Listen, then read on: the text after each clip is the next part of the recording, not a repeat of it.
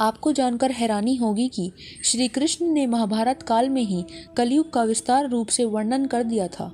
दोस्तों, आइए आज हम बताते हैं कि श्री कृष्ण ने उस युग में क्या बताया था कलयुग के बारे में। नमस्कार दोस्तों, एक बार फिर से स्वागत है आप सभी का हमारे चैनल पर शिव भक्ति। शास्त्रों में समय अवधि को बहुत विस्तार से बताया गया है। इसके अनुसार पितरों का एक दिन और रात मनुष्य के एक महीने के बराबर होता है। वहीं देवताओं का एक दिन और रात मनुष्य के एक साल के बराबर होता है। इसी प्रकार से देवताओं का एक महीना मनुष्य के 30 साल के बराबर होता है और देवताओं का एक साल मनुष्य के 360 साल के बराबर होता है। शास्त्रों में कलयुग की आयु 4,32,000 साल बताई गई है, जिसमें से अभी 4,27,000 साल बचे हुए हैं। इसके बाद कलयुग का अंत होगा और फिर सतयुग की शुरुआत होगी। ब्रह्म पुराण के अनुसार कलयुग में मनुष्य की आयु 100 साल की रहेगी। इसके अलावा मनुष्य की लंबाई की बात करें तो उसकी लंबाई कम से कम 5 फीट 5 इंच की होगी। जैसे जैसे कलयुग का अंत नजदीक आने लगेगा, मनुष्य जाति का पतन शुरू हो जाएगा।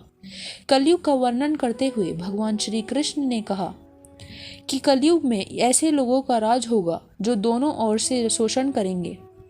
कलयुग की स्त्रियां लोभी, नाटी, अधिक खाने वाली और मंद भाग्य वाली होंगी। गुरुजनों और पति की आज्ञा का पालन नहीं करेंगी और पर्दे में भी नहीं रहेंगी और क्रोध में भरी रहेंगी। देह शुद्धि की ओर ध्यान नहीं देंगी और असत्य और कड़वी बातें करने वाली होंगी। इतना ही नहीं, वे दुराचारी पुरुषों से मिलने की अभिलाषा करेंगी। उस समय 5, 6 अथवा 7 वर्ष की स्त्री और 8, 9 या 10 वर्ष के पुरुषों से संतानें होने लगेंगी। कलयुग में मनुष्य की आयु केवल 20 वर्ष की होगी। पुत्र पिता का और पिता पुत्र का ही वध करने लगेंगे और स्त्रियां अपने ही घरों में सुरक्षित नहीं होंगी, उनका उनके ही घर में शोषण होगा। कलयुग में खाने के लिए अन्न नहीं होगा। लोग मछली मांस ही खाएंगे और भेड़ व बकरियों का दूध पिएंगे। गायें दिखना बंद हो जाएंगी और होंगी तो वे बकरी समान होंगी। अंत में इस घोर कली काल से बचने की एकमात्र तरीका यही है कि मनुष्य को वेदों की ओर लौट आना चाहिए और हरि कीर्तन करना चाहिए। जो व्यक्ति धर्म से विमुख होकर रहेगा वह कहीं भी कभी भी अकाल मौत को प्राप्त होगा या हर समय दुखी और संकटों से घिरा होगा। हमें उम्मीद है कि आपको ये जानकारी अच्छी लगी होगी।